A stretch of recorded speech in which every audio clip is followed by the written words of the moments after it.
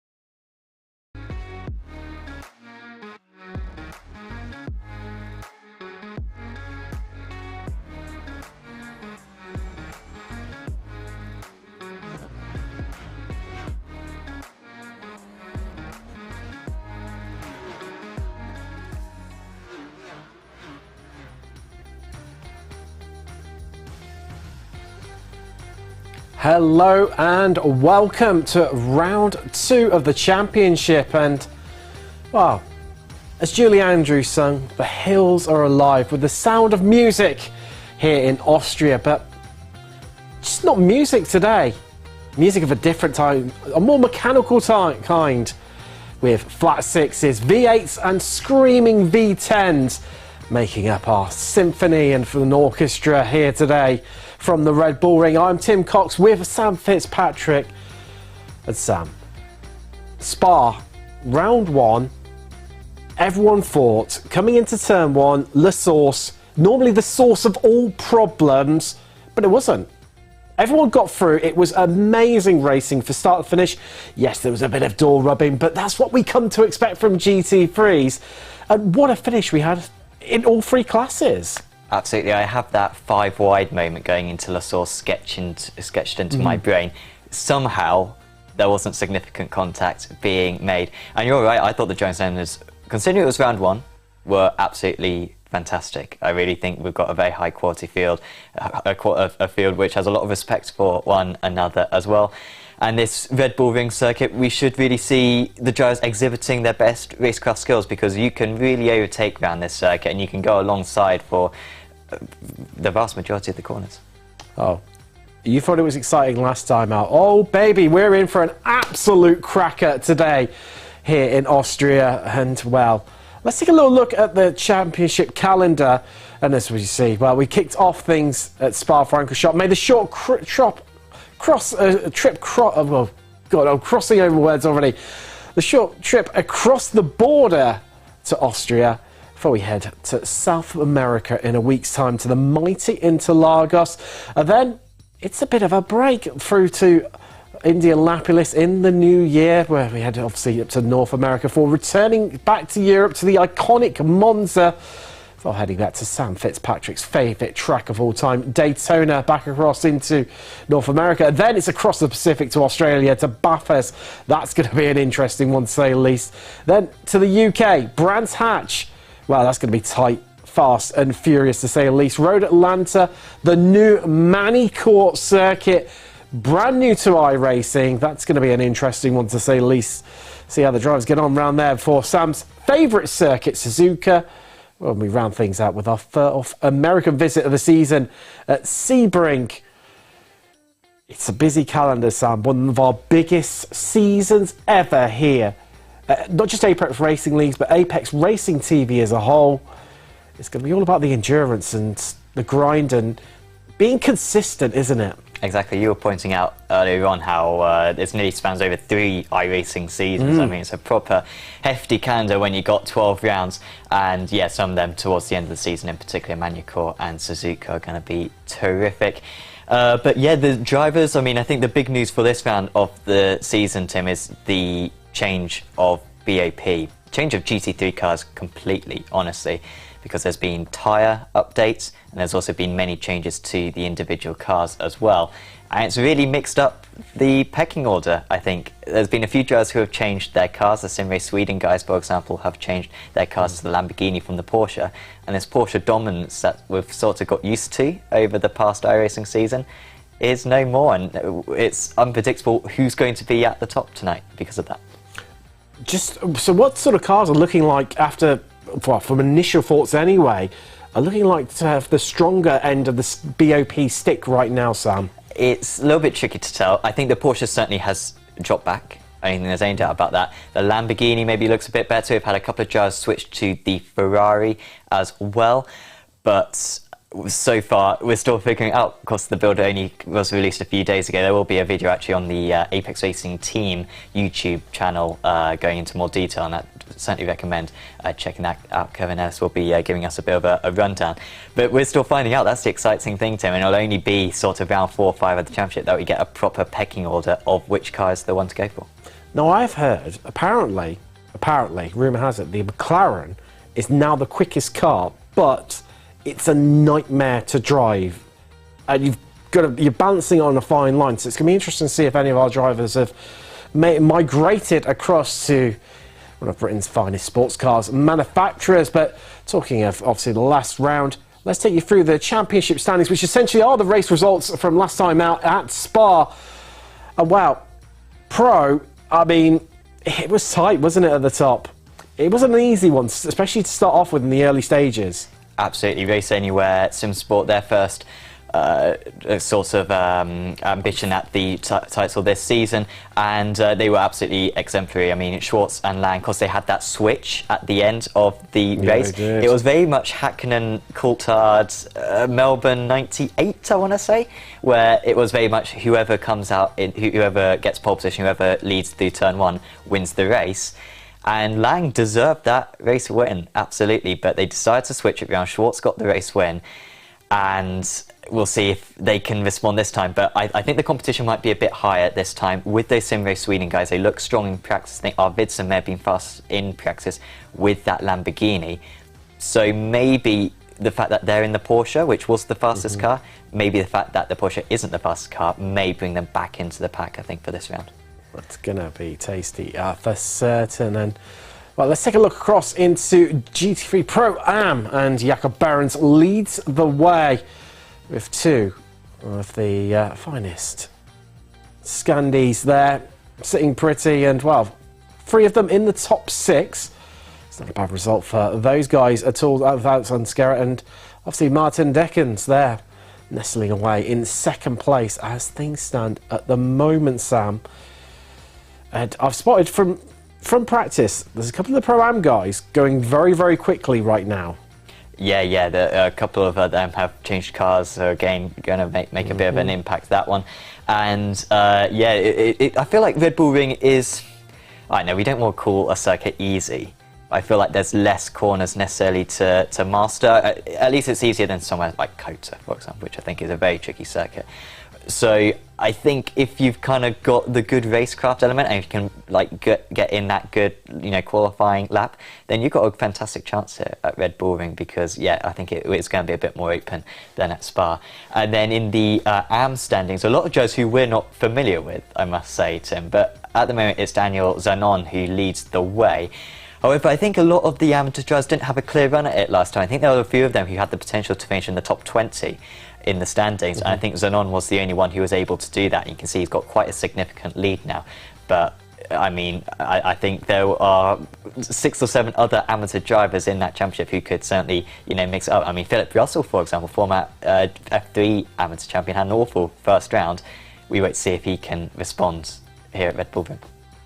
And well, I think it's going to be an interesting one. See how those guys get on, because if we've seen before here on Apex Racing TV, although AMs might, struggle against the guys above them, it's being there to pick up the points when the higher guys up fall off the road and able to, get the jump on their various championship rivals. Let's take a look at the team's championship. And well, it's Race Anywhere, SimSport leading the way at these early stages, and already, Sam, opening up a bit of a lead at the top over Sim Race Sweden Esports. Yeah, and you only score points as well for the 2 highest scoring drivers out of the 3 drivers that you have in your team. So they scored maximum points last time out with that 1-2 finish.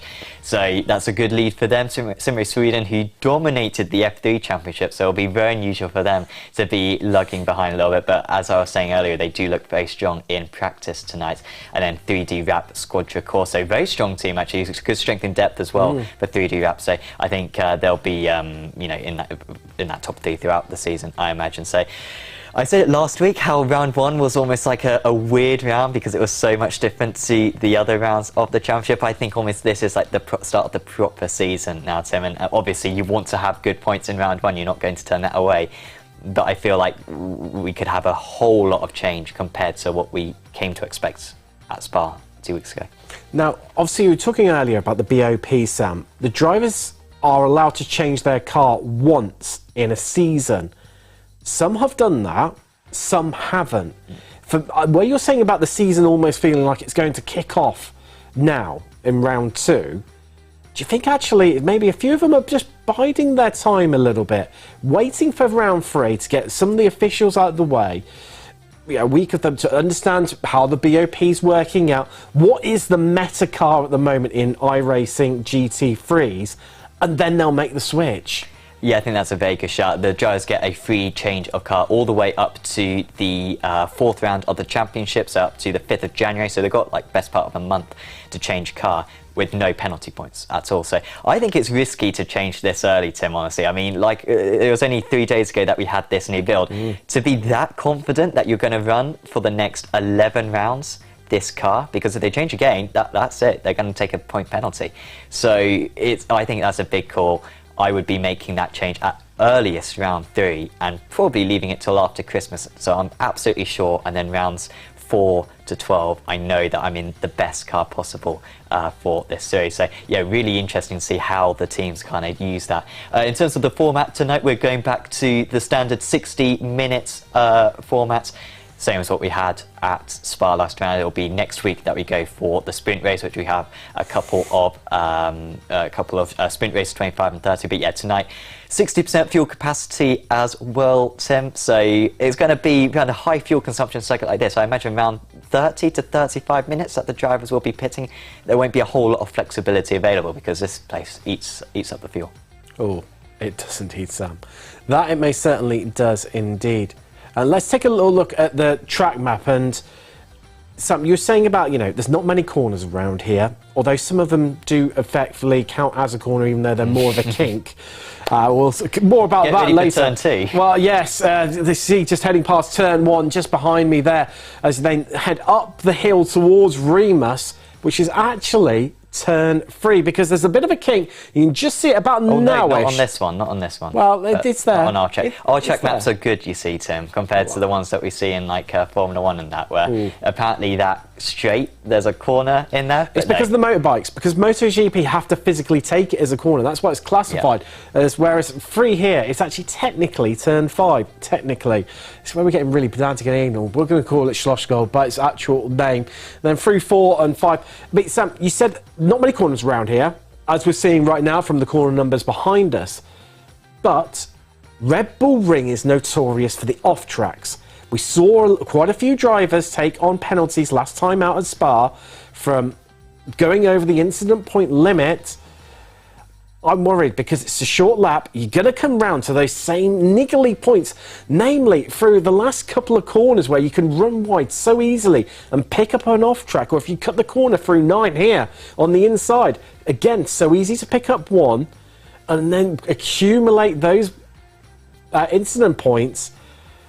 Are we going to see even more drive-throughs potentially? That's the question. I think this one might be quite high. We always think of Spa as a high off-track circuit, but since they made the changes to it a couple of years ago, actually it's not so bad anymore. No. And you're right that maybe this circuit might be a bit more of a tricky element for the guys, because they'll be pushing all the way out to the gravel around this circuit. At least at Spa, the gravel, the curbs are sort of wider here, so it's very easy to go all 4 wheels off and not have sort of that kind of grass or gravel effect, which is going to deter you from doing so. So yeah, 20 instants the drivers are limited to. Once they get that 20th, it's a drive-through penalty. And it's an hour-long race. I mean, for a sprint race, it's not so bad, but for an hour-long race, to keep that down, you've got to have a lower rate than what you have in the official series, at least the GT3 series. You need to be a little bit more reserved than that. So yeah, we might have a couple in the closing stages, especially if you pick up damage, of course, on lap 1, pick up a 4x, and already you're about 20% of the way there. No, it's definitely going to be interesting to see how it all pans out for the drivers. Is it going to be a case of the incident point limits and drive-through that's going to play a factor in this race? Or is it going to come down to outright pace, drama and excitement? We're not far away from qualifying. We're going to head to a quick break where we'll see on the other side where myself and Sam will be in the commentary booth and trackside to cover qualifying in the race. We'll see you shortly.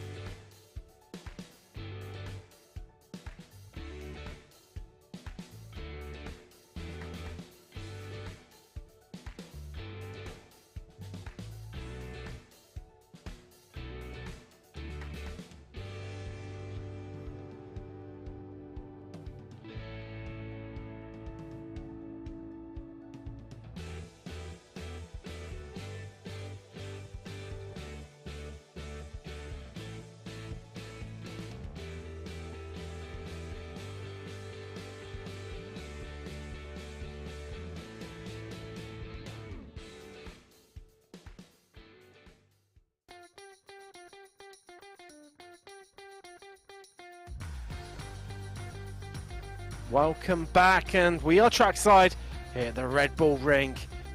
Qualifying is well underway right now. Mr. Tobias Olsen. Sam said about the Sim Race Sweden esports guys, could they be dominant? Currently second in the team championship. Well, he is on pole for them, and he's won the driver's salmon that's made the change in cars, and he's gone across from the flat six and Porsche to the screaming V10 in the back of that Lamborghini. Yeah, seems to be coming up trumps right now, doesn't it? They're all saying, time's ready, Sim Sweden looked very good. Also loving the livery. We've got very much used to the Sim Racing Sweden livery, but I'm certainly liking that that grey version of their livery for Sim Race Sweden. They are looking very good at the moment, so yeah, we'll see how it works out for them. So well, still got a Porsche near the top. Paul Lang of Race Anywhere Sim Sport. He is leading the way for the Porsches on the front row. As things stand at the moment, well, top five, I've got 5 different nationalities. That's the diversity, but interestingly, that 5th place, it's not a pro driver, it's a Pro-Am driver, and it's a Ferrari as well. The Ferrari returning to form, returning to favour in GT3s on iRacing. There's Mitchell Drysdale, privateer right now. He's currently sitting pretty on the 3rd row of the grid, but Paganini, he's not far behind. He's in the Mercedes, and second in the Mercedes qualifiers right now. His fellow countryman Tricoli, currently on the 2nd row of the grid, 3rd place, and Frederick Schratz, our leader in the championship, only good enough for 4th in the 2nd row of the grid. But we've still got plenty of time to go. As for Am, well, that's being led very, very comfortably. Well, I was about to say very comfortably. That is the curse of the commentator being shown for you. Spizize being displaced. Where's fellow countryman? Draghi, and 19th and 20th, 10th row of the grid. Sit those two. I can't deal with all these Italians, Tim. Again, we've got 5 of them in 6 positions. There's always around 20th position that they congregate. So they do. Safety in numbers. Safety in numbers, yeah. They've all got each other's backs. So I'm just going to get very confused. Basically, a lot of these shows we're not familiar with. So we are currently learning them, but yes, got a very strong Italian contingent once again. Still in the final few moments. Remember, the Jazz have got to complete their lap before the 15 minutes is up. Will Dames approaching the line at the moment. Can he manage to get his way up the order? It's an improvement, only half a second off. Looking very competitive out there, but Drysdale, that's a mighty lap for him. Changed to the Ferrari, as you were saying before. Had a strong round 1 as well, as that was Oscar Pye crossing the line. Fulini as well, my pick for the overall championship.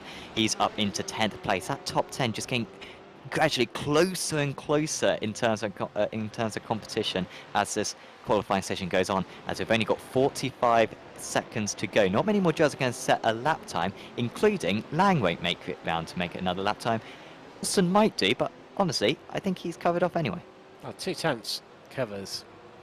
Well, to be fair, even if we include Pye, because he's only marginally over it. That's first down to 7th place. That's the sort of margins we're dealing with here today. A Lang under a tenth between himself and Olsen. It's tight at the top, as they say, and it's never been ever more true here in Austria. As 10 seconds left on the clock, there's not going to be many people who are going to get across the line. There's going to be a few that are left disappointed. There will be a couple of seconds left after the... Maybe Nutini? It's no, Nutini's not going to quite make it. There Philip Russell, I think, popped up right at the end. Shout out to Philip Russell, brother of George Russell, obviously. He's up there in 3rd position now in the amateur category, as that's qualifying completed.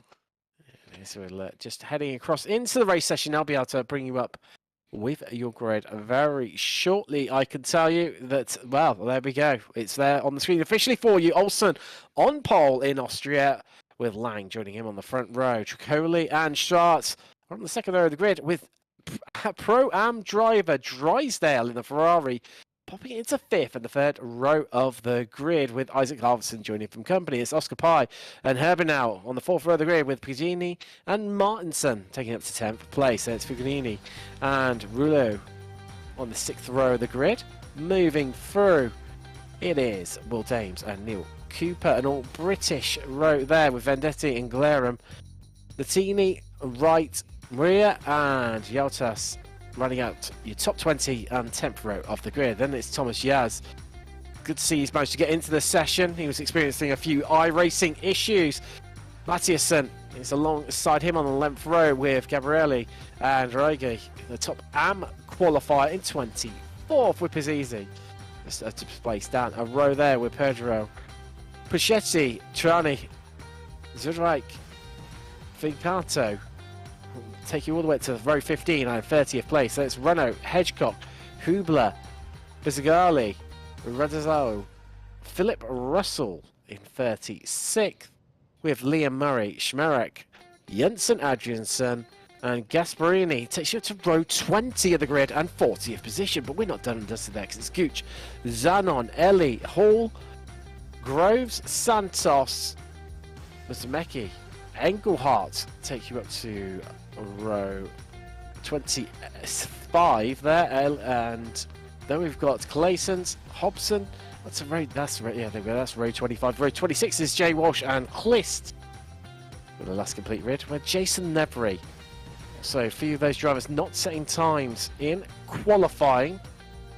And a couple of pro drivers languishing down there, and they're going to have their work cut out today, Sam, if they want to come through that field. Yeah, Clayson's very much got used to this because he's starting from the pit.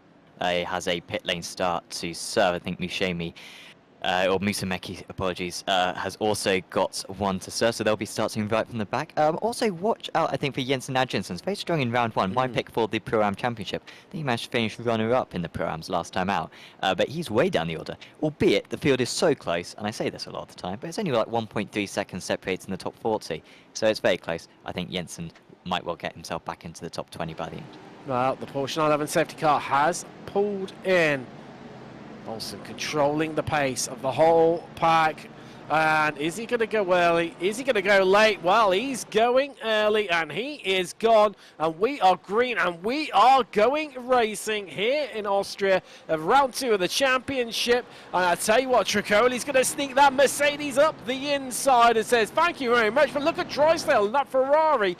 He's screaming up the inside as we head up the hill for the first time up towards Remus. Hold tight, everyone, because they're pushing, they're squeezing, there'll be a bump in, and it's going to get tighter. And the danger is that inside that corner, it can lift up a wheel and up goes the Lambo up the inside, 3-1. They all make it through as the Porsche bumps across the curves. The Ferrari's got squeezed there in the middle of the pack, and Dryslav, that grey star, has dropped 2 places now and getting ganged up and absolutely bullied right now by those pro drivers who want to try and get past him and move their way through. As just looking through the field, everyone's got away cleanly here on lap 1 so far, and I tell you what, they're like the animals coming onto Noah's Ark stand. They're 2x2 are plenty. It was Arvidsson who was right on the inside heading into turn 2. And I think it was Pai who managed to profit from all that, gained 3 places in one go just by getting a fantastic cutback on the lot of them. Not sure if it was a deliberate move there from Arvidsson or just trying to take evasive action, but it certainly worked for him, and well, at least there wasn't any contact. Felt bad for the guys on the outside, however. I think it was Schwartz and Herbinho who were unlucky. Drysdale down into 9th position after that fantastic qualifying for him. Adam Wright heading into the penultimate corner. He's been able to get past Moya. Remember, Moya was up in 3rd position last time out, so he's having a little bit of a tough time in that Porsche, and the McLaren being able to make his way through. And currently top of the Pro-Ams, Drysdale. Top of the Ams, now Piazzesi, who was able to get past Ricky on lap 1. I think at some stage something's happened towards the back of the field, Sam, because Russell's headed into the pits. Also, Clist has jumped straight to it. Zanon involved and Zurvik too. So I think there might have been just off camera somewhere, a little bit of an incident further back. We're not for Rodo. That's going to be a mess at turn 2. More cars getting involved. Well, fortunately now they've spread on either side of the circuit. But careful with the rejoin. Jeremy can't even go back going. I mean, just reverse, I think, in that situation, Jeremy. Wow, that was all very messy. I think it was just contact on the corner exit, actually. I don't think it was even like mid-corner or an entry. I think it was just on exit and just spun those guys around and had to be very heads up the drivers immediately behind to avoid contact themselves. Will Dames, another one of the drivers, caught up in that little melee there And he's jumped straight to the pit, so that could be another one falling victim here in the opening laps. Wow, what an eventful opening couple of laps it has been. We've only got, well, not even 3 minutes on the clock out of the hour. So 57 minutes of racing remaining here. As you see runners out there, one of the many Italians in this midfield. He's having a right old battle there with that BMW ahead of him. That's Greg Hubler of Samsung Simsport. As well, I saw a bit of a pop of smoke on the inside of their track there, Sam. So someone, I'm trying to work that one out. Maybe someone locking up coming into the pits there. Yeah, is that Cooper? Yeah, Neil Cooper coming in into the the Lamborghini. pits. So maybe a jump start for Cooper, albeit that's quite a tricky thing to do when it comes to a running start. Tricoli, by the way, taking the lead of the race, albeit he's going alongside with Olsen as it stands. So really furious battling at the top there. We're running board with Zane, who is unfortunately on the outside here. Going to have to compromise to Chris Gooch. Oh, look at that, almost 4 wide heading into the hairpin. So there's a Mercedes off as well there. That is Paganini. He has had a bit of an issue there. And there's also Engelhardt too. He's spun and he's lost. Oh, Christian Engelhardt. Well, he'd had an absolute blinding start in that 346 Porsche.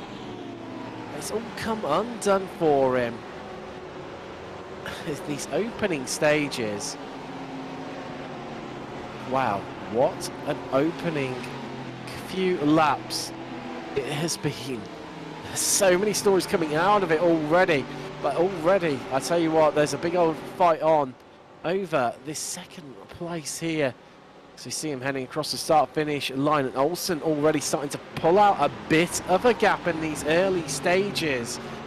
He's already 8 tenths out in front, and that's a big chunk of time as we look back from Chicoli. And that is what a Porsche of Philip Lang looks like when it's up close and personal and tucked in right behind that grumbling V8, the Mercedes AMG GT GT3. Yeah, and I mean, Tricoli was alongside Olsen for part of that past lap, but he lost half a second through sector 2, so was unable to make the move stick and then fell back a fair bit, and that will be tough work now for him to get back into the slipstream range. Here comes Jensen Adjensons on the comeback trail after his awful qualifying. He's up into he's up 15 places, well 14 now, because he is struggling to make this one stick on Adam Hedgecock. They both got past Giuseppe Moira's having an awful time at it. I mean, it wasn't a good qualifying for him. And the guy who was up in the top 3 last time out is outside the top 25 this time. And he's dropped back again. Moira having more issues now at turn 3. So I wonder if there's... Yeah, I mean, that's just another spin. So, wow, I don't know what's happening with the Italian tonight. I mean, it is tricky, that corner, isn't it, Shoshko? Because it's dipping away from you, isn't it, Sam?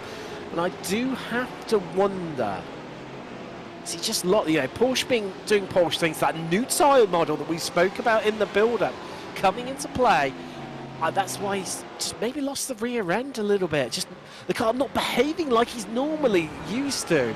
I tell you what, there's some absolutely brilliant camera angles right now being brought to us by our producers, Leah Lewis.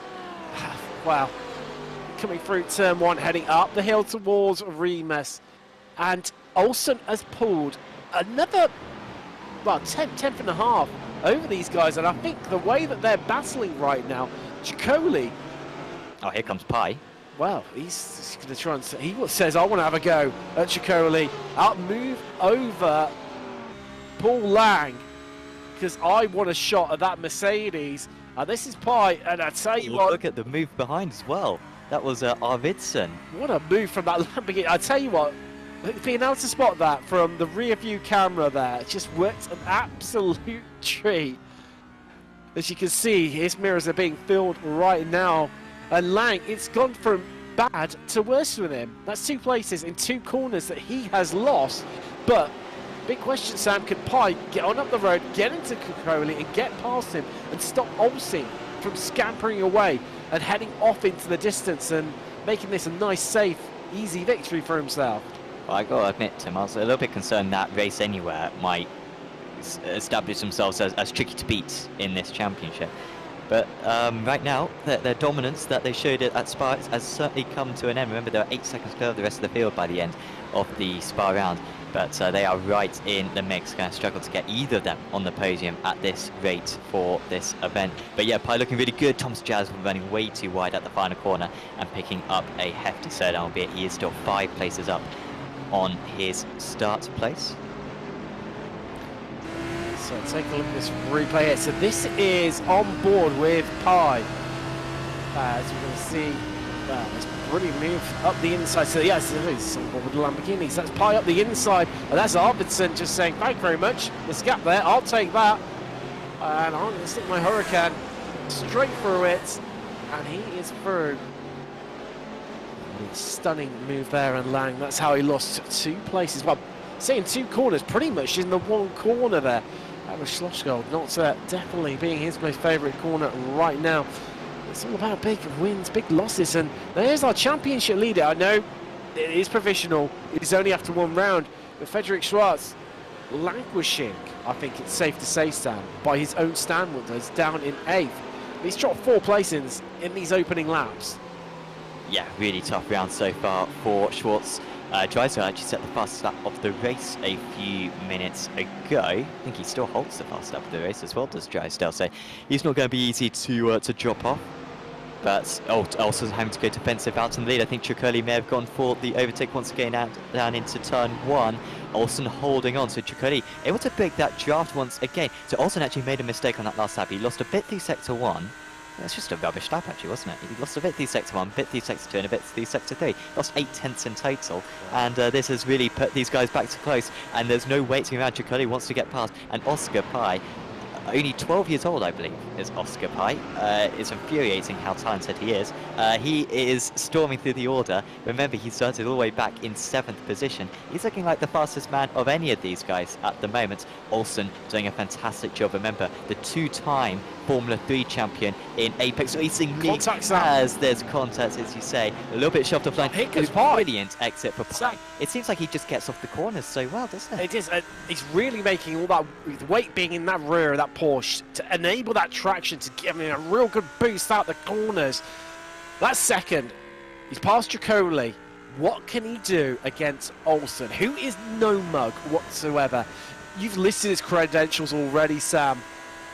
And the Coanda Junior driver, Oscar Pi, the flying Frenchman behind, he's going to have his work cut out. That is not going to be easy whatsoever. And down the midfield, well, it scraps aplenty. As Hubler just getting past their fellow BMW driver, Gooch. Gooch currently running 3rd in the AM class, PSSC. Currently leading AM. He's in 14th. He's up an incredible 11 places. Rigi currently 17th. He's up 7 places and holding 2nd place in AM right now. Oh, that's cluster of Italians down in the midfield.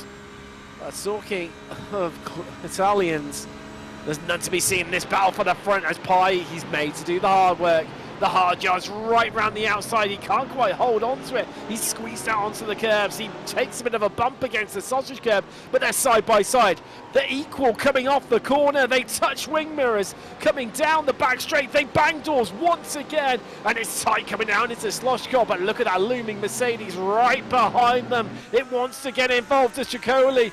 But I tell you what, Pi defended that one well to hold on to that 2nd place. And Olsen leaves them all in his wake to squabble over that. But they're all, I tell you what, Sam, they're all forming an orderly queue. This traffic jam basically ends. Well, the Ferrari and Mitchell Drysdale currently down in 9th.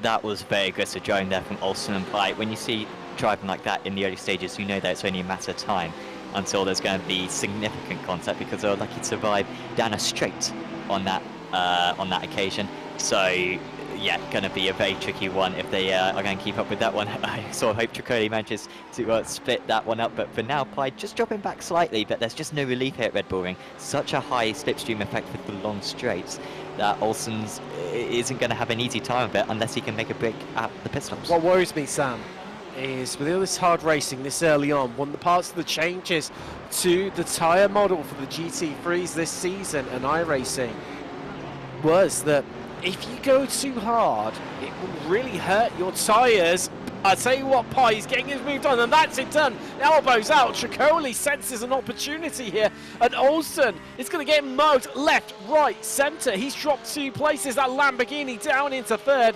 He's got his teammate Arvidsson right behind him. They're going to need to gang up right now. They don't want to fight with one another, but in the background, Lang is looming, and he's going to squeeze his way through. He elbows Arvidsson out the way as he fights his way past, but he's on the outside now in the next 2 corners. Rauschen Worth, and he's going to do well to hold on round to the outside, which he can't do as Arvidsson just cuts him off and kills off the progress, kills off the momentum there, because he needs to stick with his teammate. But going back to what I was saying earlier, Sam, they made these tyres like the Porsche Cup, but of course there's no penalty with it against taking on a full tank of fuel. But I do wonder if some of the drivers might take on 2 tyres here while they're taking on fuel at their pit stop. Yeah, that's a super high risk kind of strategy to take, just because, yeah, it unbalances the car, but it could well be something that the drivers choose to do, and we could well have split strategies depending on how high the wear is for these cars. As Moya, he might get a little bit stuck, I think, on the inside. He's going to be done potentially by Hubler, but he manages to get past. Brilliant work there for Moya. Hubler was much earlier on the brakes than I thought he would be. I thought Schmerich was the most likely to gain a position, but Moya seemingly finding that pace that he so lacked in the early stages and is making progress now. Arvidsson, meanwhile, still having to go defensively against Lang. I feel like it's just a matter of time till Lang gets past. Now Arvidsson trying to big the draft, I think, by taking a very wide line and giving the toe actually to Christoph Herbeno, who's in the Porsche, of course, the defending champion, hence why he's got the car number 1. But these guys, saying they're dropping off the top 3, and they need to decide who's got the best chance here at leading this chain. Otherwise, they're just going to sabotage themselves.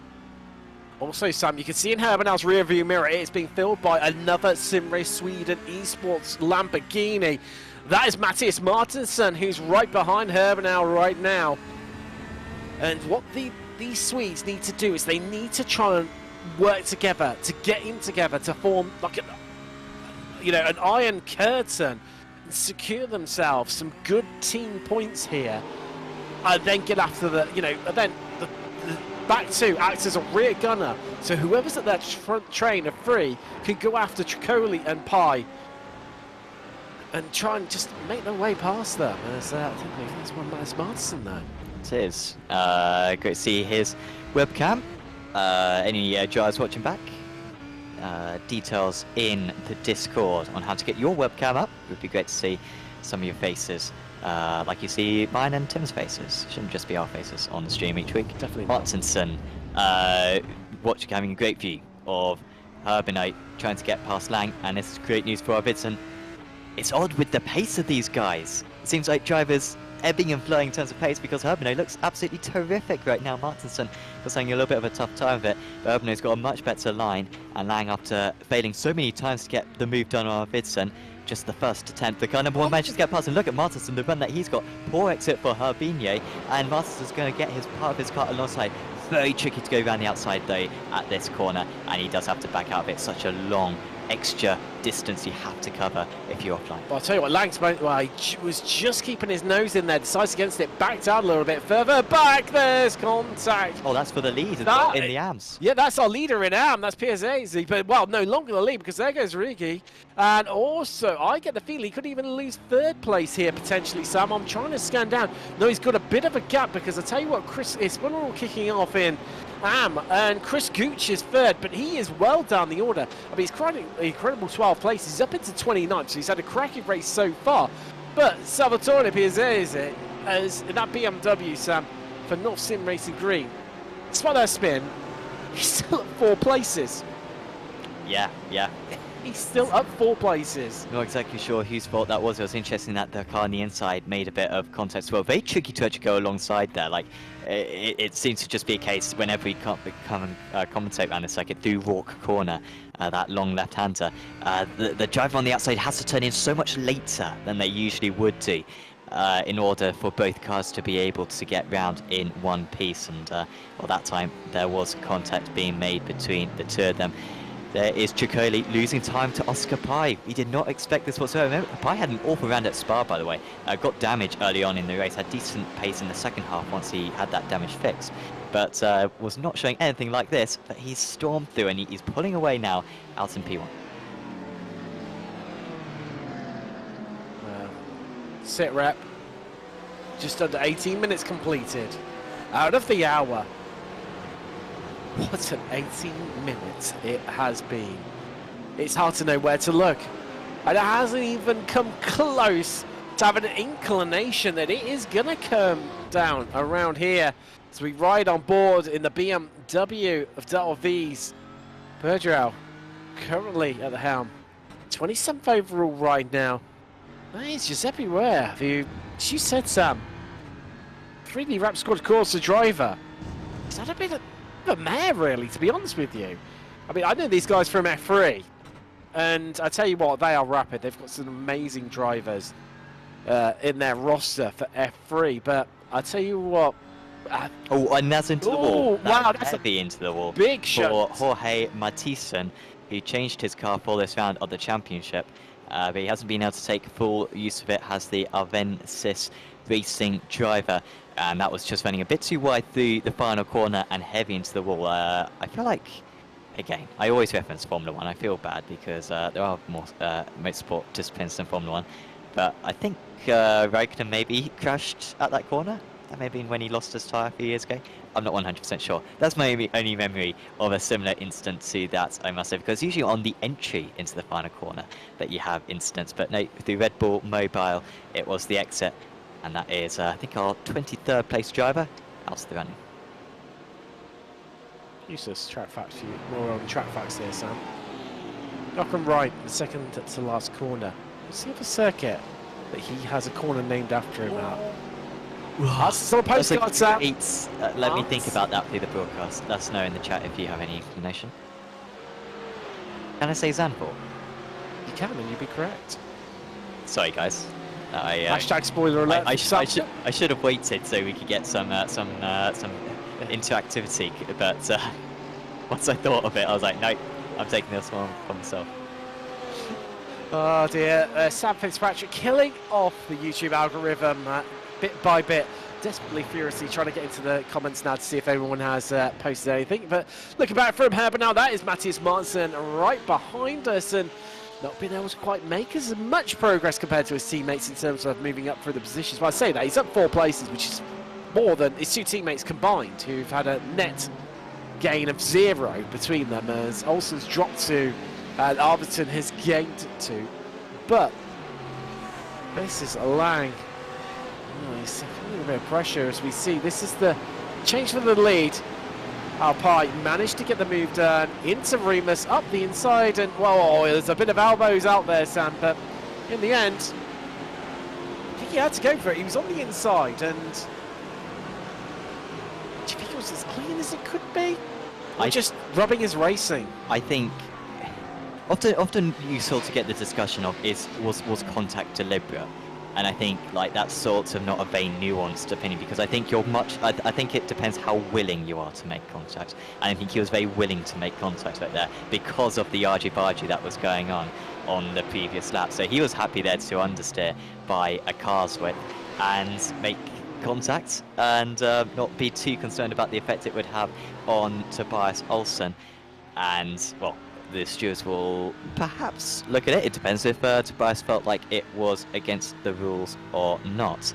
But Pai certainly getting through it unscathed and being able to pull that nice gap as it stands, albeit still only 6 seconds separating the top 9 as it stands. Here is Piazzesi, who is on the comeback after that spin he had earlier on. Also in about 10 seconds, he would be sort of Adam Wright range as it stands. Right, doing very well in that McLaren, remember, in 12th position. But he's got a fair few drivers to overtake, and a fair few of them are his fellow countrymen, and one of them is Rihi as well, who of course is the class leader, as Venditti passes Fulini for Peter. Right, so I'll tell you what, it's you could pretty much just have a one league table for the Italians. We've got that many in this championship right now, Sam. As Venditti, well, I tell you what, he has not hung around whatsoever. And in that Porsche, both with equal machinery, he's scampered up the road. He's already opened up half a second gap to the point of that is a back marker, and I'm trying to work out who that was. To see PSA's there. Well spotted there, Sam. Well spotted. PSA's had that spin. Dropped down to 21st. He's back up to 19th. He's like the perennial yo-yo. Well, actually, make that. He's up into 18th because, well, he's pretty much got the move done before he's even got it. Well, on the exit, the braking zone. But I'll tell you what, it wasn't the best of exit. As quick as he's gained that position, he may well lose it here because as much as he's gone defensive to the inside, quite often to hang it around the outside here at Remus, it's actually the power play move because of that nasty, sharp climb on the inside, Sam, where you can just lift up the inside rear wheel and lose traction and just it unsettles the car. Yeah, PSAZ moving his nose ahead of, well, they are dead level heading into the third corner, but PSAZ's got this one. He is past, wide exit. So many overtakes we are seeing on the exit of corners, sort of poor traction. It's so important around this circuit, and that's another one because it was the North Sim Racing driver of Filippo Puccetti. He was able to get past Charney right there. Both of them actually all three of those drivers actually started around the same positions as one another, so they spent the entire race. And there is Pi continuing to pull away. That is great news. When you can consistently be just a little bit faster, it must be demoralising for Ciccoli, because it's not even a case that Ciccoli needs to just nail every lap. Even when he is nailing laps, Pi's still matching him or going faster.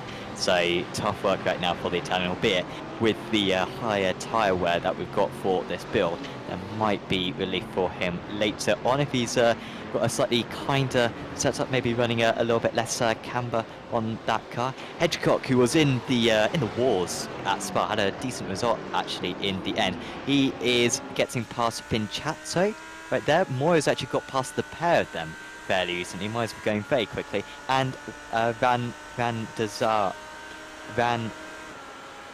Zoe, apologies Van der Zoe, I don't know why I'm struggling to pronounce the name. He just got past Vincazzo as well in all of that, so nice work. Hedgecock now up 9 places from the start.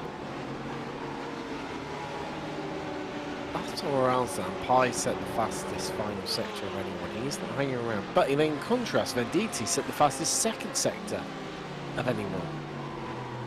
Look that one out for you. It's just on a postcard regarding that one. To see Herbert now. Well, he's dropping off the back of Arvidsson. Where's Olsen, Sam? Oh, crashing the back. Wow! That's a back marker. That was a big shunt. That was Jason Nevery, I believe. Yeah, might be a good shout. Drysdale. I'll tell you what, Mitchell Drysdale. In that Ferrari, it's like he's rejuvenated, reinvigorated. You know, it's like it's been cleansed and he's come again for a fresh attempt because he's absolutely flying right now, and he's just sat behind these pro guys, and I think he's just happy to tag along for the ride. He doesn't seem to be being aggressive whatsoever. But as we were just saying before that, Olsen is behind him on the track, but he's nearly 3 seconds down the road. Something has happened to Tobias Olsen. We're seeing as the wipers coming for Drysdale. Not sure. Clearly not. He's trying to drive. Wetstale. Maybe. Oh, that's a better pun than mine, Sam. There you go. Wow, your one must have been bad, mustn't it? It was. It's a bit worse than that. Oh, I'm glad we didn't have to endure that one, Tim. But yeah, he was off the circuit according to our event viewer. Was Olsen. Didn't actually stop. But yeah, so that's our former race leader, down to 9. Do you think maybe a bit of a half lazy spin? And yeah, perhaps so. Yeah. Because, well, yeah, I think we'll go way play to with it really at some lose point. that amount of time, really, in my book.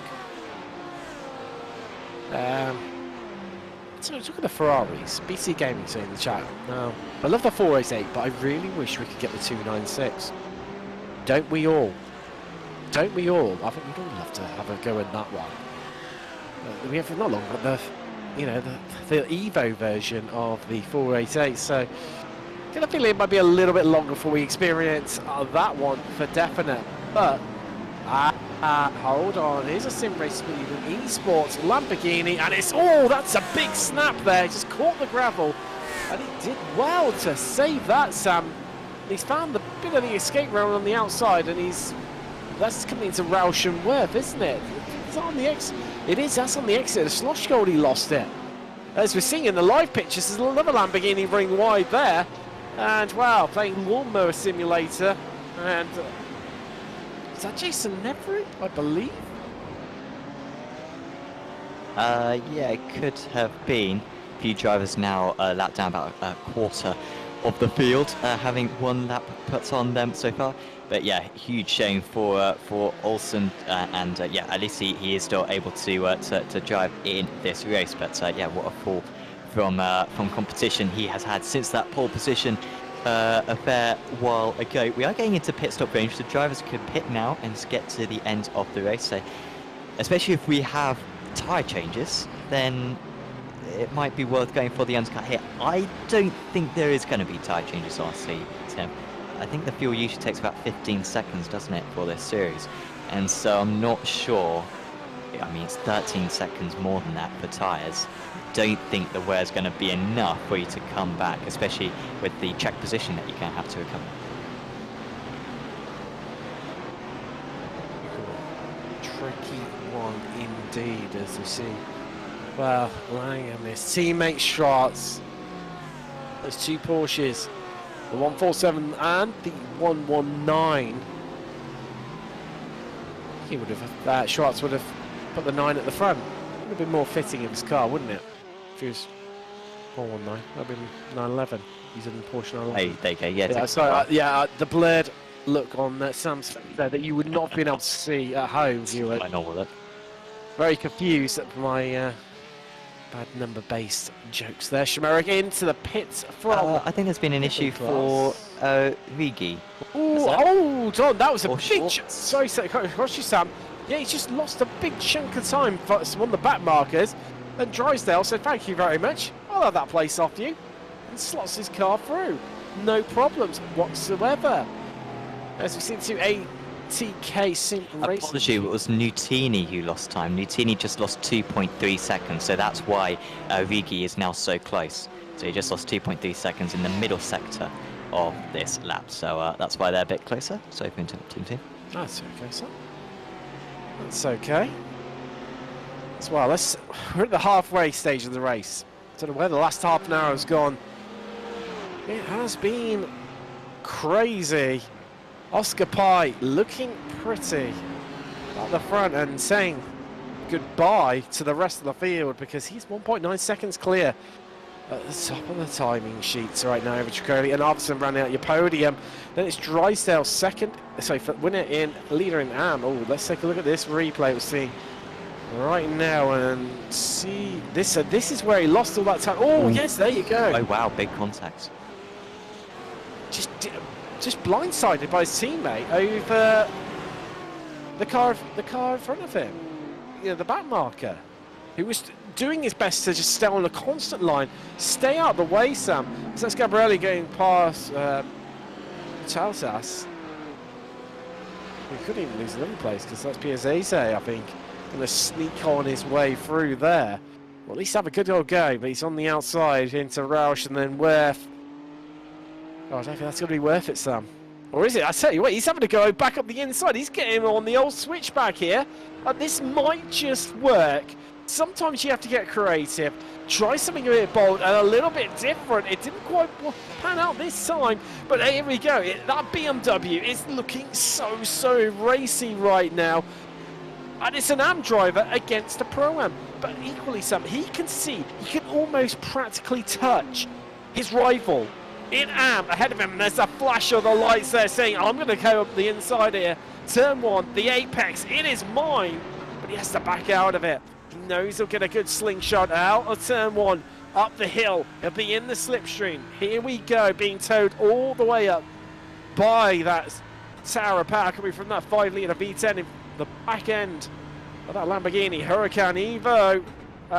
And is this up the inside for the BMW? Can he get it stopped on the apex? Yes, he does, but there's going to be a Lamborghini on our left, driver's left right now.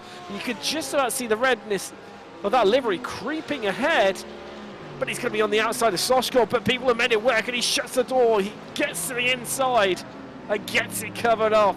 I think Zaze has to fight another day. It's contact, and he's around, and everyone else has to pick their way through the scene of the crime.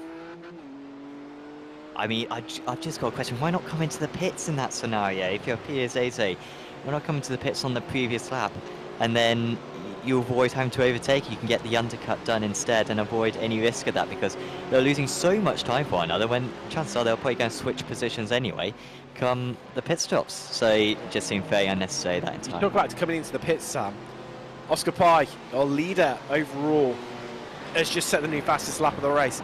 I think this is him building his pace to come in this time around, or certainly in the next couple of laps. I mean, we're well into pit stop window right now, viewers, with 33 minutes, 33 and a half complete out of the hour.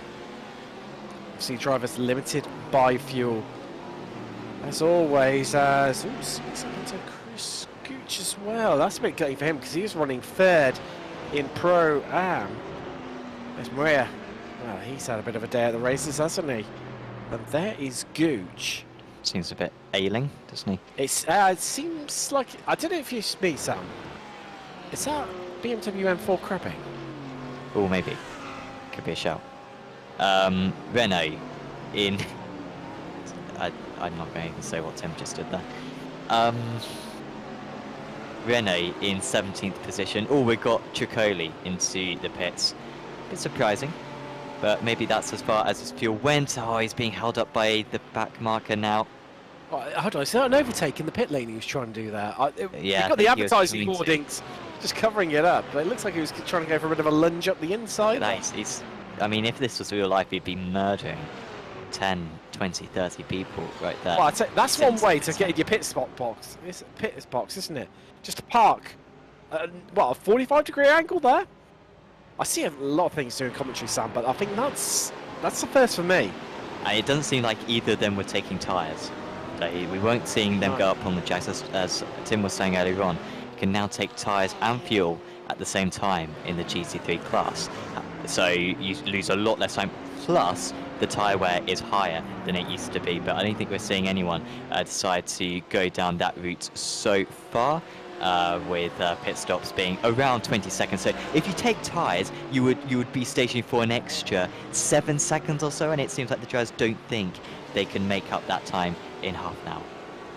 Well, it's Herbert now, sitting third at the moment, but well, as you can tell, the pit window is slightly open. The amount of drivers in and out of the pit lanes right now, getting the cars serviced. Triccoli, he is top of the drivers that have pitted in that Mercedes AMG GT3. Currently sitting 14th right now. He's the man to watch as Arvidsson, Herbenau, Martinson, Lang and Drysdale all head to pit row. Pye keeps going though. Venditti, he's in too. Right, keep an eye on Davide Triccoli right now because he is the man to watch. He is the head of all the drivers who have pitted so far. Oh, someone's taking tyres. Is that Arvidsson taking tyres? There's a few taking tyres there, Sam. But you can see a lot of them not on the jacks. That is... I'm trying to have a... Yeah, it would be. I think that is Arvidsson taking tyres there. Ooh, well, there's Triccoli. Well, he's going to get a bit of a leapfrog here. So Martinson's on the pit exit. Herbenau's pit exit. So's Arvidsson. Lang, we're on board with Triccoli. Keep an eye out for the right-hand side of the screen because you're going to see a train of slow-moving GT3s, and he holds onto it like a bucking bronco across the sausage curves there. That's Herbenau behind us, but Martinson has jumped everyone in the pits. Matthias Martinson. What a bit of strategy there. He's nailed it, Sam. He was sat at the back of this queue, looking pretty much down and out, and he's leapfrogged a lot of them. Yeah, so we're seeing some tyres being taken. So if anyone in the chat has any more info, that'd be interesting. Because Well, our Spam piston was Ollie only, our piston was only stationary for 22 seconds, whereas tyres usually take 26, 27 seconds. So not sure if that has changed as well. Maybe he's just not taking all 4 tyres. Any info would be useful, but yeah, Pi and Fulini in. Impressive that Pi was able to go that far, considering that, of course, he was punching a hole in the air for the vast majority of that stint because he was leading the way. Fulini actually was punching a hole in the air for a while as well himself. He got overtaken eventually by Venditti, but yeah, was in clear air for a fair chunk of that opening stint. As they desperately get past the back markers, Pi is already out of the pit. Super quick pit stop for him. Huge side as well for one of the Porsches. I think it was Mitchell Drysdale with a side. He lost out to Tobias Olsen, but Pi coming out of the pits, he is leading the way. Fulini still stationary, 17.3 seconds. So good pit stop there for Fulini, but I still think he'll be in 10th place. So the gap was only about 3 seconds before the pit stops. It's now 9. Wow. Well, Ciccoli's lost so much time in that, hasn't he? Yeah. So Ciccoli lost 4 seconds in the stationary time to Pi. But even so, Sam, Pi has found he's found about a second and a half, hasn't he? You can see the pit stop times on your screens right now. So that's the the whole time from transition to play, including them being stationary right now, to give you some indication. I mean, 6 seconds there. That's where Pi's made it up against Ciccoli. So wasn't Ciccoli held up by that back marker? Remember? He was, Sam. He so was. That I imagine was a factor in that. But he was also stationary for longer as well, so we shouldn't just pay it all down to that. I think it was about 4 seconds from the stationary and about 2 seconds from that back marker. So it was a combination of the two. And now Pi is a long way ahead. I think there was a bit of a moment actually for Pi coming out of the pits a few moments ago. Oh, PJ, apologies, with a moment coming out of the pits. Let's take a little bit of a look. Oh! Wow. On the Lambos. That was unanimous between the pair of us there, and was that Frederick Schwartz who was heading across? No, I think it was one of the guys further back in the order. Well, we're just coming up to the 40-minute mark. 2/3 race distance complete. Where are we at? Well, Pi leads. Martinson is second. Hats off to you, Matthias. Making that Lamborghini really work for you. We're up 8 places. David Crowley is back to where he started in 3rd. Pro-Am. Drysdale leads. But he's been just a class of his own. A class of 1 in Pro-Am. Leading the way in 8th. And he has got an 18. Yes, that's right, 18 second. It might only be 2 places, but it's 18 seconds the advantage over Nitini, second in class. Then, Thomas Yaz, you can see right now on your screen, as Sam mentioned earlier on, connection issues meant he got into the server about as late as you possibly can. And I think to be 3rd, that is an astounding result for the Frenchman. Let's see, about going on, these two have had a bit of scrap pretty much most of the race. Realistically, between Renault and Garbili. Piazzese leads in his 13th overall. Riggi is 17th right now. Garbili just having a little bit of a look up the inside there. And that's all for Renault, that just mid-corner when he seemingly maybe hit the curb, perhaps on sets of the car, and Gabrielli was able to easily move his way through on that occasion. It's getting very tight here for 2nd position. Martinson, whilst he had that fantastic stop, he had a very poor lap time that last time round. Poor 1st sector, poor 2nd sector as well. And it's really invited Ciccoli and Herbinho onto the back. We haven't really talked about Herbinho too much this season. Like I said before, champion last season across the 12 rounds. And he's up 4 places from his very start. And if he could get 2nd place out of this, I think he'd be really pleased with that point, sort of puts him near the summit of the championship. Ciccoli with a fantastic draft there, and this is where you really want the raceability in the car. You don't just want to make your car as fast as possible. Oh, that's going to be a 2 places again, and round. Ciccoli super unlucky, 2 taps round there, and Martinson with a solo mistake. It wasn't helped by the cars following behind him. And it is going to be 2nd place surely tonight for Christophe Herbinho. And Martinson, he did so well. He's actually gone back to the pits, perhaps with wheel damage, and was such a good drive. And well, he doesn't look too bad. He's not throwing anything across the room, but he will be very disappointed. That is, well, Scandinavian calmness personified there. If it was me, headset would have been ripped off head, Yeah, I've thrown seen, across the room. Yeah, you have. You know I get a bit of road rage at the best of times, and that's just when I get overtaken for 17th. Let alone something like that happened. Tony's had to come into the pits. Maybe Drive through, Sam. I bet it's. definitely. We spoke about this in the build-up, and yeah, because I think his pit box is somewhere about here, and he's carrying too much speed. He's too far across to the left. There we go. Yeah, that's a drive-through for him. Now, who else is going to be in that window for drive-through, Sam? Because I think there's going to be a few of these. Let's take a bit of a look. Who could well be? Yes, that's a bit close at the back around this. Renazar. Look at this fella. Well, countryman right there. Poor shit. A bit of go. Rigi ahead of him. His own Hedgecock tucked up behind, but well, the Bosch right now trying to use all that grip, all of that traction to get out of turn one, get the best ball exit, carry the speed up the hill against those Mercedes. Seems like he's being ganged up on right now, but Mizmeki, he's trying to make up some places. Just the 24 so far. He's in 23rd. He wants to make it 25 places because Frederick Schwartz, who's well, he's pretty much been in reverse today, Sam. He's dropped 18 places. He started in 4th, down in 22nd right now. Championship leader.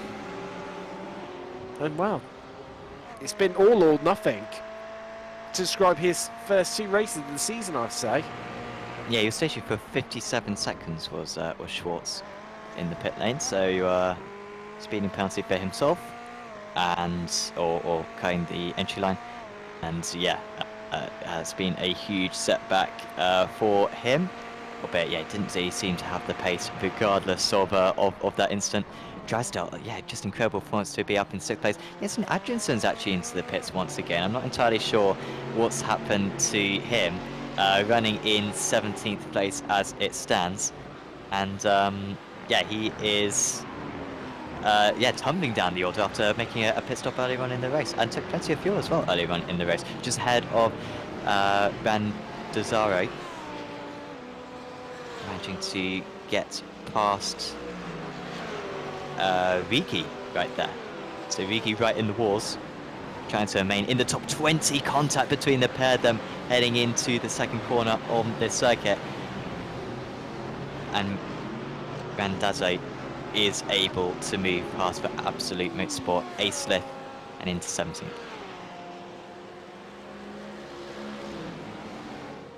So it's taken us 3/4 of an hour. I only just feel like now it's starting to maybe calm down a bit. Last time round, new fastest lap of the race. It's on the screen right now. Goodbye, half a second near, well, good 4 attempts faster. The Christoph Herbenau of Delta Sports. In exactly the same equipment in a Porsche 911 GT3. So it's nothing to do with the cars. All come down to outright pace, and Herbenau is, she said some, reigning champion and no slouch whatsoever. I'll tell you what, Tobias Olsen, I mean, not the best of races, but I think 5th, he can't be too happy with that one. But I'll tell you what, one person who's going to be very happy, that orange Ferrari, you can just see in the rear view mirror right now of Mitchell Drysdale. What a race he is having.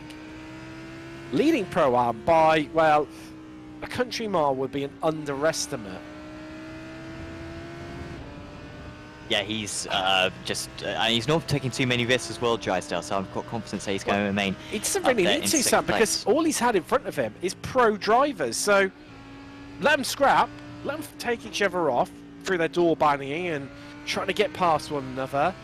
Sit in their slipstream, save a bit of fuel, and ride this one out and just pick up the places that way. I mean, that seems to have been what his tactics are, and he's down one place, but I think ultimately it's worked for him, because you think of him, he was down in 8th at one stage. Yeah, it seems to have certainly worked very well for him so far. Word as well for Matteo Fulini, who was my pick for the overall championship win, or for the pro championship win, having a much better time, but it was down in 10th place. But we've had so many issues for the drivers in the top 10, for Martinsson, for example, and Schwartz, of course, who had that long pit stop, that has really slimmed down that top 10 and enabled the likes of Fulini and Olsen to recover after being on the scouts of the top 10 early on. Schwartz managing to get his pass.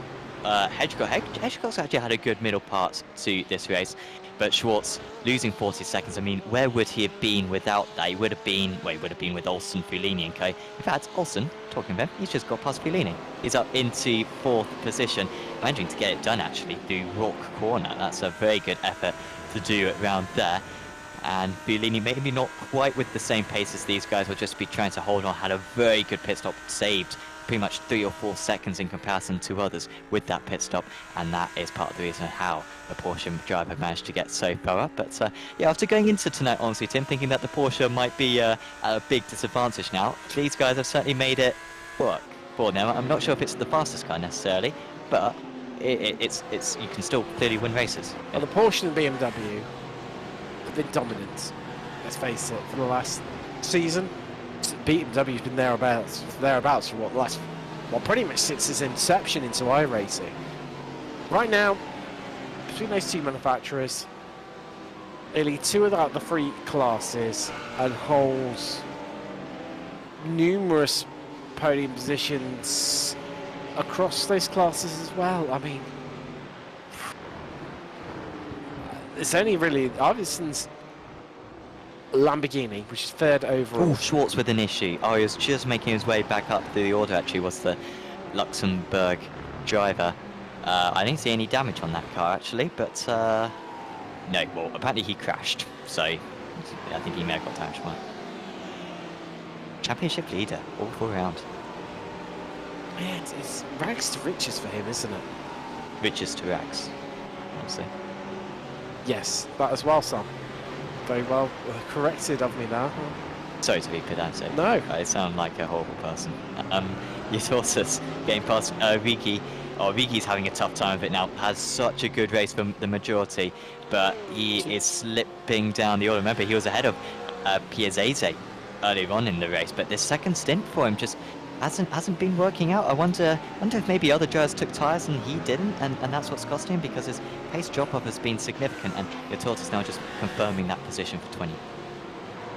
Do you know what, Sam? There was a bit of a conversation earlier in the chat about drivers and pushing on old tyres and being aggressive on old tyres and it biting them in the backside, and I think that's what we're seeing right now. This has been really intriguing, and understanding how this new tyre model is working within iRacing for GT3s, because you're seeing the cars that are pushing aggressively are now starting to lose time, they lose places, and then it becomes a, well, let's take a look at this replay here of exactly what happened, and whoa!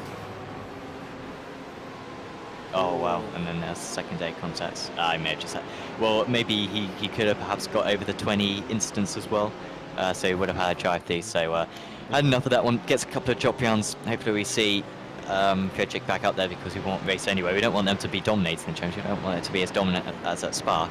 We want them to be in the fight. That's Hubler having to move in the braking area there.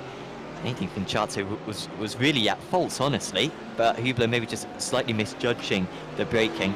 You'll always find Greg in a BMW, pretty much no, regardless of which season he enters, and eventually he is able to get past, much more comfortable on the brakes into Schlossgold that time round. And the majority of the battles are sort of spreading out a little bit. Quick shout out actually to one of our sponsors, SDK Gaming, the sponsor, the providers of our overlay that you see up on screen.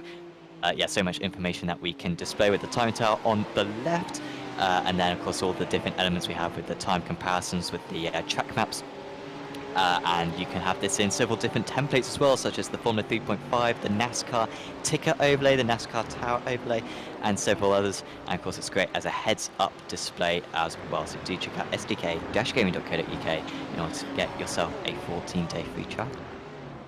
Good Endurance Championship overlay coming soon. Yeah, and that looks really good. I keep on saying that, but I like the design, very space efficient. It does look I'm really tasty, to be fair. And Not looking tasty Question, for Sam. Hedgecock.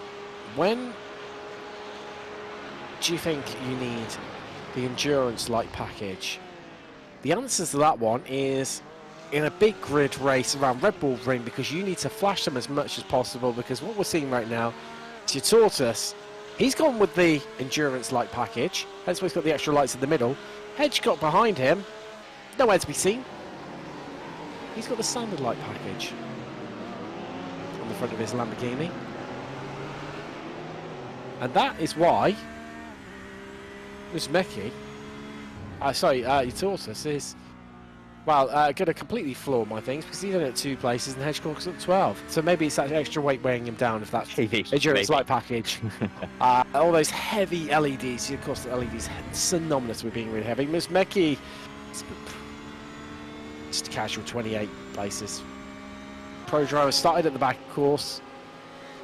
Rose his way up to 19th, and that's not a bad outing, all things considered. Just like it's not been, well, this has been real damage limitation for Olsen, and he has got very lucky. He is one, my book stuff, he's one very lucky boy to be in 4th right now. Yeah, I think so. After that mistake they made earlier on, dipping a wheel onto the grass and corner entry. And of course he nearly hit the wall in that scenario, didn't he? He was sort of saved by the tarmac on the perimeter of the gravel trap. So, yep, he will take 4th position, even though, of course, he started on pole. But yeah, 4th would be a decent innings for him, and of course, good for him as well that the Lamborghini has demonstrated it's got good pace as Hubler with a slight, well, that wasn't really assistance. It certainly hurts Hubler right there, because the 210 of Vincazzo is going to try to bring this one back. I think Vincazzo realises Greg's a bit faster than me. I'm just going to wait behind. Ahead of them, Ricky is trying to get back past Hedgecock. Ricky's coming back into the fray of things now, but he wasn't able to get it done in the 3-2-4 machine. In fact, Hedgecock just had a very poor lap. He lost 1.5 seconds and lost half a second through the 2nd sector of this lap. Apologies, no, that was on the previous lap. So yeah, he just had a rubbish last lap, Hedgecock. Not quite sure why. The Altitude Esports driver starting to build that gap slightly bigger again there. Look at the gaps. 14 seconds right in front. Incredible stuff. Incredible stuff. With under 5 minutes left remaining. Mitchell Trisdale. To see the iRatings of everyone involved. Sounds like a sore thumb. He's battling some guys here not far off half his iRating. Half. Yeah, he's really overperforming.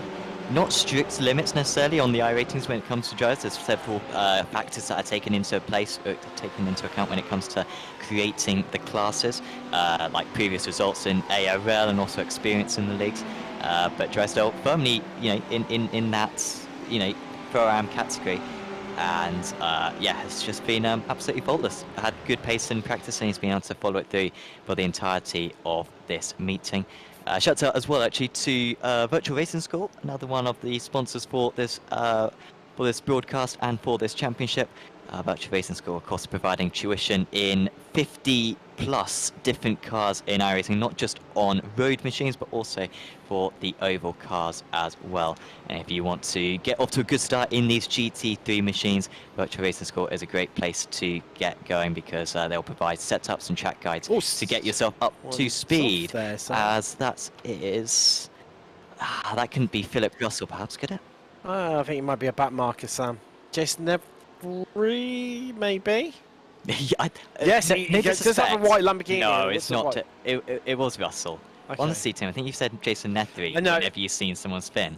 Well, apologies to Jason. It's the white Lamborghini-ness of it all that's just I've succumbed to. Oh, Pierre Zeze has had an a crash apparently. Oh no, surely not. Not from the leader van.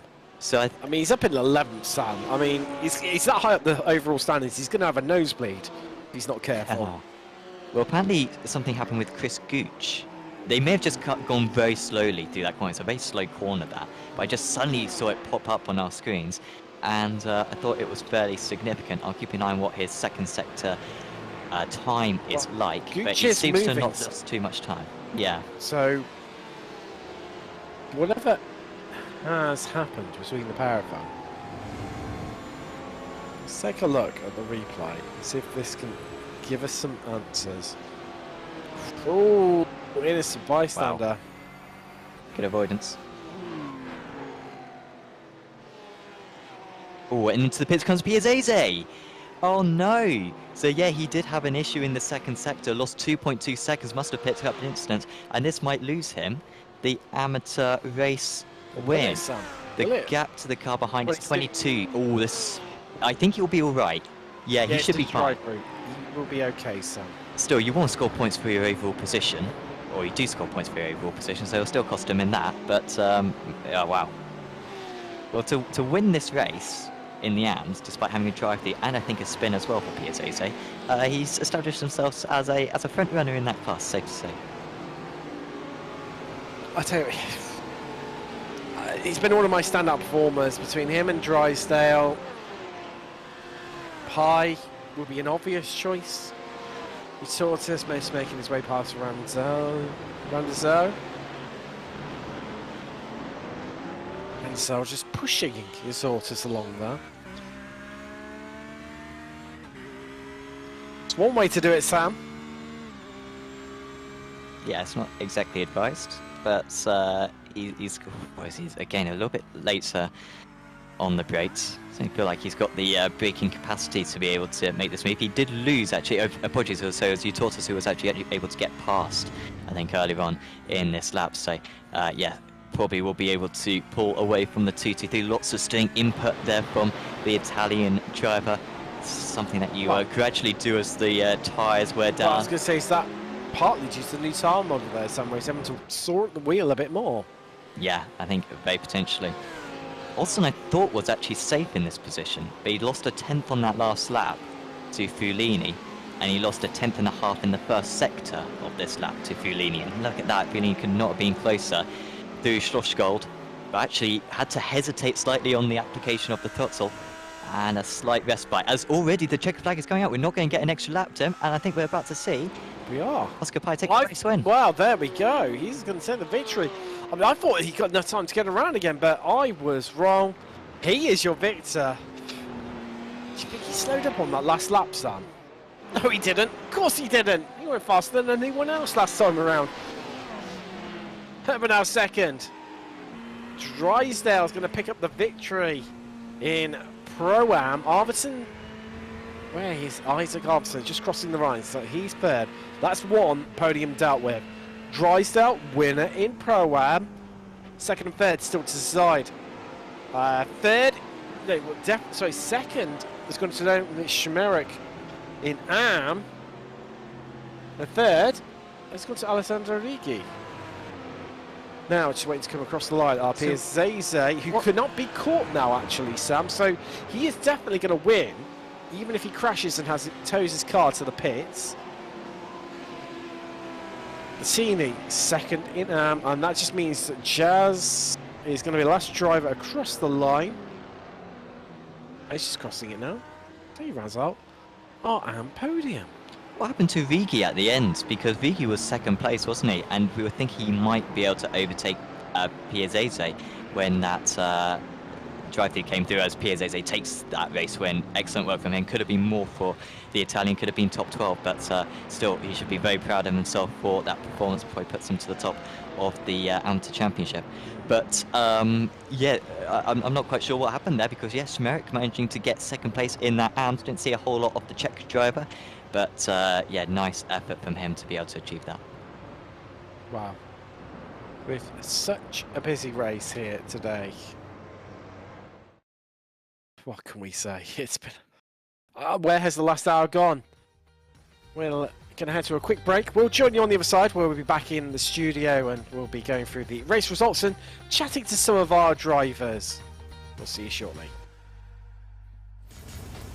Are you struggling for consistency in your sim racing? Does your iRating look like a roller coaster? If so, we have good news for you. The way to get more consistent is to first understand what you're doing differently than the professionals. And VRS is the answer. With our competitive subscription, you will have the telemetry, setups, tutorials, and everything else you need to fully analyze your driving. Our data packs and the ability to compare your driving with the best in the world will show you exactly where to adjust your inputs, change your driving line, and shave seconds off of your lap times. And our powerful and precise Direct Force Pro wheelbase and precision pedals are being used by some of the world's best drivers. All these champions agree that VRS hardware is not just the best on the market, it's also priced well below the competition. So if you're looking to upgrade to direct drive and the best pedals in sim racing, VRS is your answer. If you want to get better, get faster, and make it happen sooner rather than later, you owe it to yourself to find out why so many people are switching to VRS. You'll be so glad that you did. Visit www.virtualracingschool.com and learn why the best use VRS. Hello and welcome back. Spa was crazy. I just had this little bit of a feeling that with this being a much shorter track and not quite as higher speeds, but it's always a track that's fraught with action, it was going to be something a little bit special and a little bit mad here today. And well, I didn't deliver. It didn't fail to deliver even. I mean, it delivered in absolute abundance, didn't it? So, I mean, what a cracker of two opening rounds, Sam. Yeah, really good. I think particularly that first sort of 15 minutes at the front of the field was exhilarating, honestly. Oh, there was 8 of them, wasn't there? And it could have gone any which way, and it did regularly. Yes, yeah, and we got a few kind of highlights of sorts of what was kind of going on out on circuits, and it was some issues for a few of the drivers. I mean, Giuseppe Moya, very odd race for him, and this was the issue for him early on. Nice. He was tumbling down the order, then he had this off as well, but I think he finished in a P11. Had really good pace after that point. I think there may have been something going on maybe in like real life, maybe he had like a pedal issue or something, because his pace was absolutely nowhere, and in qualifying as well he struggled. But I mean, it was so unusual to see the guy from P3 last time out just be nowhere for that first half of the race. He wasn't alone though. There were quite a few drivers. Literally, this BOP change has just thrown everything up in the air, and this is Pi heading down the inside. And well, you said Olsen, about, wasn't it? Yeah, it was Sam. And you said about this earlier on, and about wanting to take that contact to get the move done, not being afraid to have a bit of contact. Yeah, exactly. Yeah, the lap prior they'd been driving into each other down a straight. Pretty much when you know that, you always see it when fights get personal, where drivers don't care about the result in that moment, where they just care about beating the other driver. Yes. And I think if that continued for a couple more laps, then I think they would have made contact. I think if anything, it was fortunate that Oscar managed to get that move done quick, because there's no way they could have survived 2 or 3 laps of fighting as they were at that point.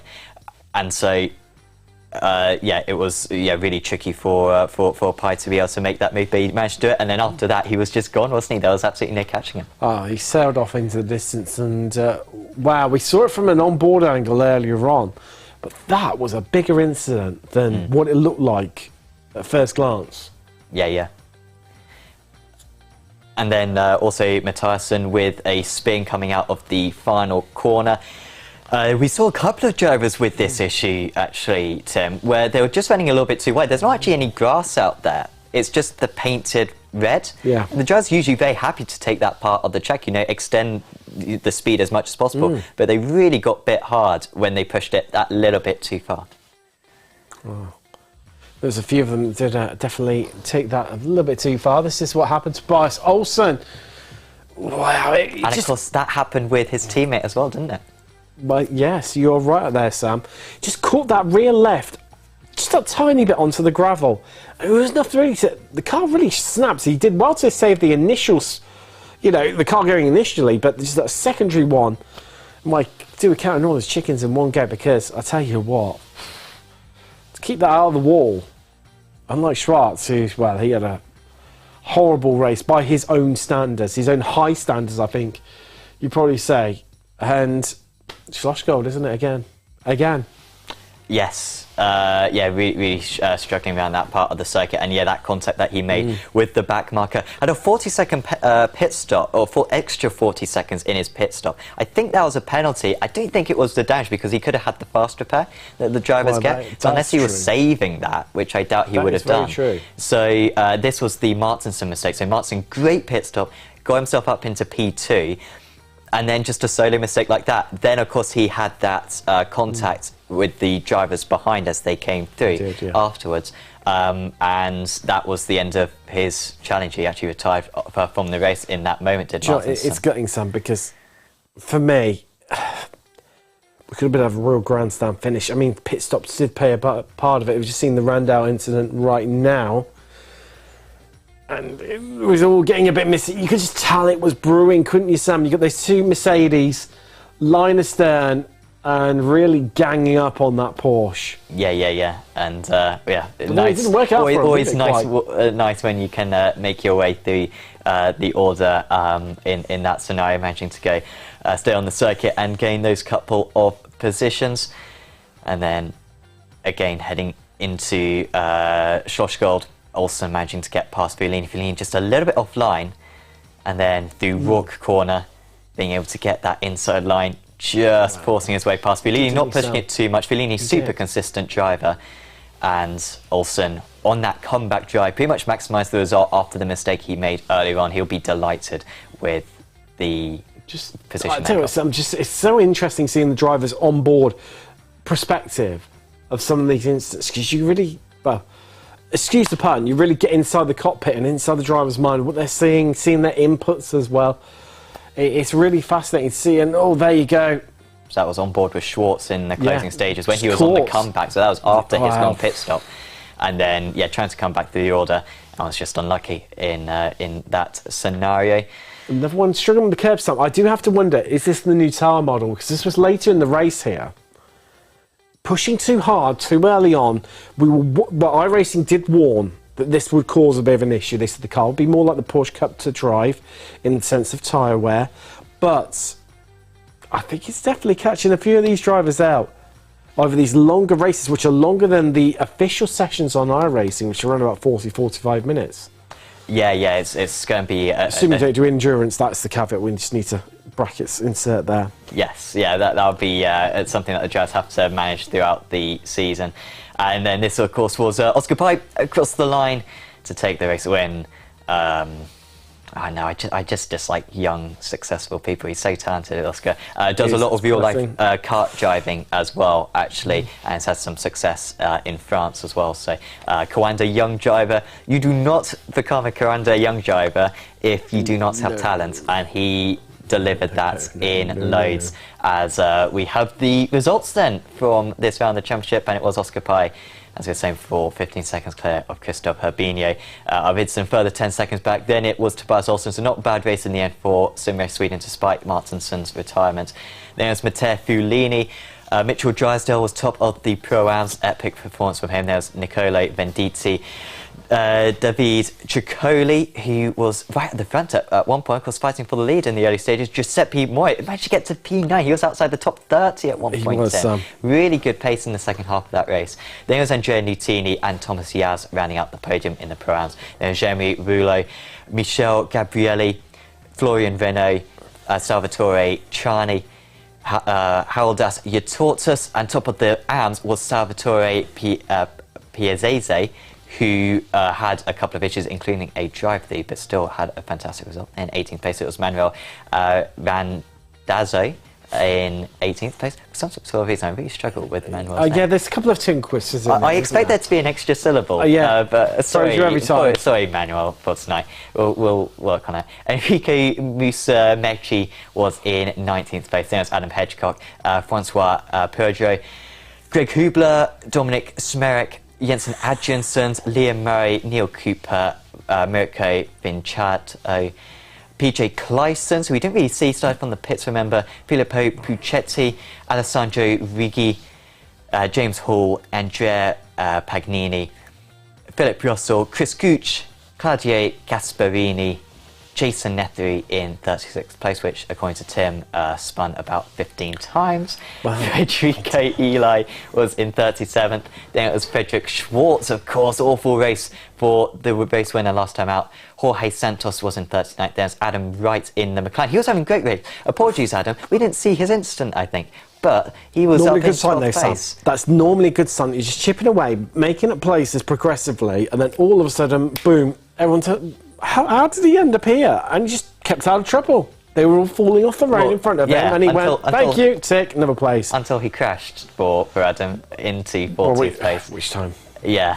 Mattis Martinson in 41st. Then it was Paul Lang, who was second place, of course, last time out. Awful round for race anywhere.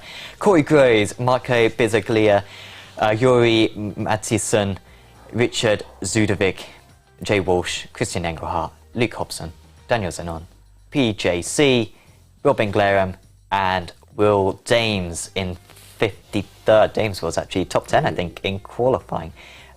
So I think we have an interview with our race winner, Tim. We do indeed. We're now joined by Oscar Pye. Oscar, well, I mean, talk us through your race. Early on, I mean, two races of very different halves. You're out in front by yourself with plenty of time to spare for the second half of the race, but that first half of the race was incredibly challenging, it seemed like, for you. Yeah, it was because of my bad quality. It was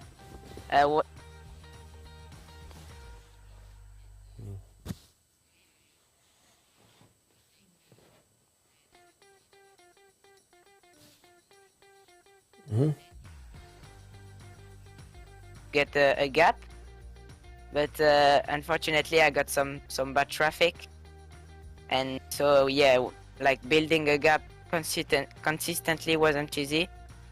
And then I don't know why I gained so much time in the pit. So then it was like, just be careful and go to the end. Wise words, advice there, and well, I mean, just getting things back underway and rolling. It's Porsche, arguably not as strong as what it used to be. Are you going to make the switch or not? Or are you going to stick loyal to Stuttgart's finest?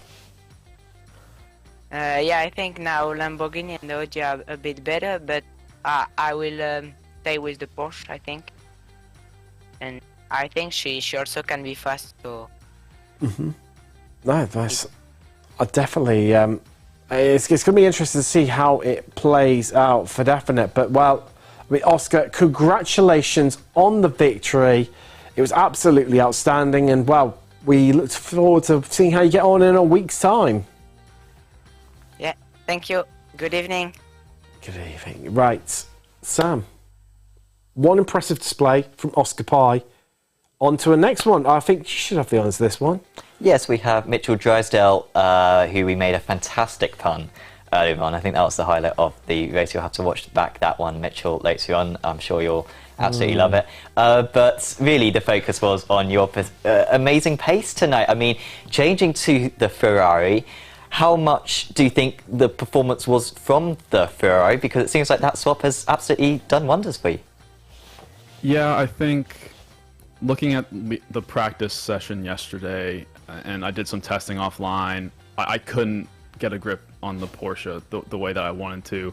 So I just tested a couple tracks that I saw on the schedule, felt like the top speed of the Ferrari, and also the fact that the tires can warm up quite quick, traction's quite good, and with the pit stops, I think, you know, changing 4 tires takes 20 seconds. So I'm like, I can eat up the tires as a Ferrari would, and then change all 4, lost time in the pits, but obviously I was just managing the gap in class, and I was able to afford a bit of a risk that way. But yeah, I felt quite comfortable in it. Hopefully the future races has me feeling in the same sweet spot. Absolutely. In terms of that tyre change, we saw a few drivers go up on the tracks, but you didn't seem to be stationary for 26 seconds. It seems like does the tyres take less time to take now? Yeah, so obviously by track and by what type of race we're doing, I think it'll vary, but this race was right on the cusp of whether you could take 3 or 4 in that time frame. Full 4 regardless of track, and fuel I think is like 20 seconds now, which completely opens up different opportunities, which is also one of the main reasons, kind of like I said, I took a risk with the Ferrari. Is like, if I'm gonna lose minimal time in pits and I can change tires, that's the one true weakness that I feel like I found in the car in testing, and so I felt like it was a risk worth taking. Again, lost a little bit of time doing it, since I think refuel for me was like 12-ish, 12.5, which I knew was between that 3 and 4 range, so I just went the safe route and just took 4 to keep the balance the same. Yeah, it certainly did work well for you in the end. A fantastic result. Is there anyone you'd like to give a shout out to? Yeah, I mean, I had a few pointers from Bruno and Leon on my side. I've raced with them quite a bit, and I reached out for a little bit of help with the bop and stuff. So it was great for them. And cheers for everybody in the race for racing cleanly around me. Thanks again for a good setup. This championship's been fun so far, and I look forward to taking part in the future ones. Awesome. Well, thanks for coming in, having a chat with us, Mitchell, and best of luck for round 3 of the season. Yeah, cheers, guys. Well, let's see who we've got next then. Well, I think... Do you want to have the last one? Yeah, I had 2 last time, so I think it's only fair you have 2 this time. That's fair. I will always happily have a chat with Adam Hedgecock, who joins us in the commentary box now. Adam, once again, you're in seemingly the epicenter of all the batting. I think 2 rounds in, I don't think you've had a moment to breathe. Definitely not at this track, no. It was gung-ho the entirety of the race. There was no time to settle into a rhythm or anything. It was battle. How does the Lamborghini feel with this change? Because I believe you were running the Lamborghini last week as well. It seems to have been quite an inspired call. No, last week I was in the Porsche. My bad. It's okay. No, I from the cars that I tested, the Lambo felt the most like the old style GT3s. It felt the lightest. It felt the most connected to the track, whereas the rest kind of, for me, felt really lethargic. So yeah, the Lambo felt good. It's in a good place. You can push it, and it doesn't want to bite you too much. So, I mean, you've seen me over the years. Any car that wants to bite me, I tend to have issues with. So yeah, no, happy days with this one. And of course, next week we change up the formats. We go from the 60-minute races to the 2 sprint races. Of course, you've got a lot of experience in, ARL GT3, BSRTC, and World GT as well. Do you prefer those shorter races, or are you going to be, looking to come back to these 60-minute races later on in the season? I do prefer the 60 minutes. I'm not aggressive enough for the short sprints. I tried to get my elbows out, but I end up with chicken wings where everyone else is just pushing me around. But we'll see. Hopefully, I can get a couple of good results, and then get another good one in the 60s when we're back to them. Well, we certainly wish you the best of luck for that one, Adam. Is there anyone you'd like to give a shout out to? Yes, please. The Altitude Esports team and our sponsors, 3M Sim Stickers, Grumpy Dad Designs, Finding Speed, Mr. Hedge iRacing Photography, and every greengrocer in the country who sells cantaloupes.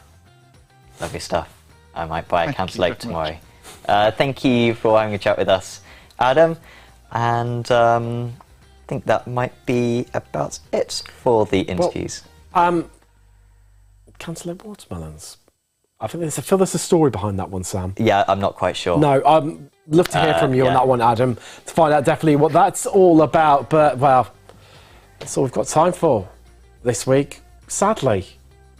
I don't know where an hour's worth of racing, where did that disappear to? I mean, we had everything. We had drama, we had excitement, bit of door banging. But overall, Oscar Pye, what a dominating victory. He made up some extra time in the pits, but nobody could catch him on the track. Can he do it again? Can he make it 2 wins on the bounce? Well, it's only a week to find out. We'll be back same time next week here from the Apex Racing TV Esports Studios. I've been Tim Cox with Sam Fitzpatrick. Stay safe and make sure you check out on Monday nights Late Apex, where we discuss the latest in sim news. But until then, we'll see you soon.